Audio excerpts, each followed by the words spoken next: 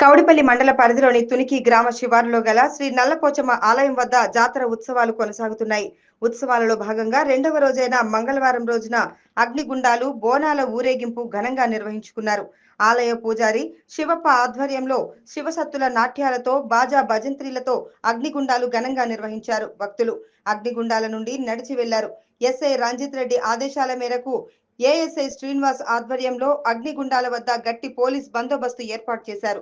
అనంతరం ఆలయ ఈవో రంగారావు మాట్లాడుతూ గ్రామ పెద్దల సహకారంతో జాతర ఉత్సవాలు ఘనంగా కొనసాగుతున్నాయని, మంగళవారం రోజున అగ్నిగుండాలు, బోనాలు కార్యక్రమం ఘనంగా నిర్వహించుకోవడం జరిగిందన్నారు.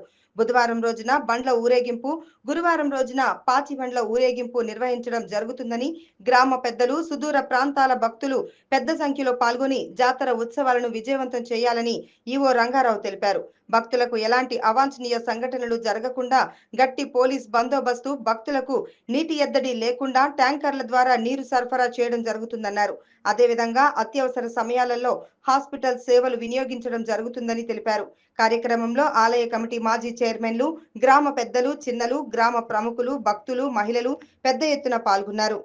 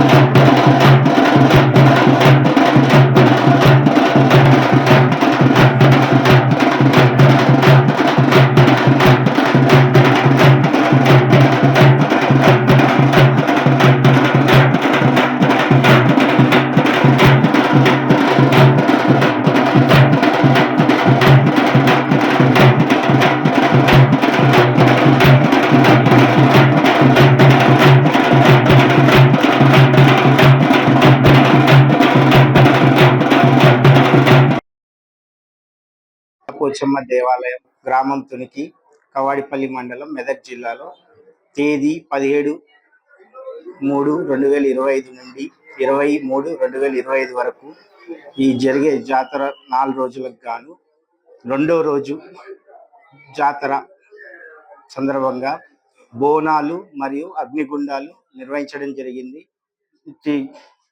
దాంట్లో గ్రామ పెద్దలు, గ్రామ ప్రజలు మరియు పోలీసు వారు బందోబస్తు మరియు వైద్య ఆరోగ్య శాఖ వారు, మిగతా పారిశుద్ధ్య కార్మికులు అందరూ కూడా పాల్గొనడం జరిగినది. మరియు తిరిగి ఇంకా 2 రోజులుగా అనగా రేపు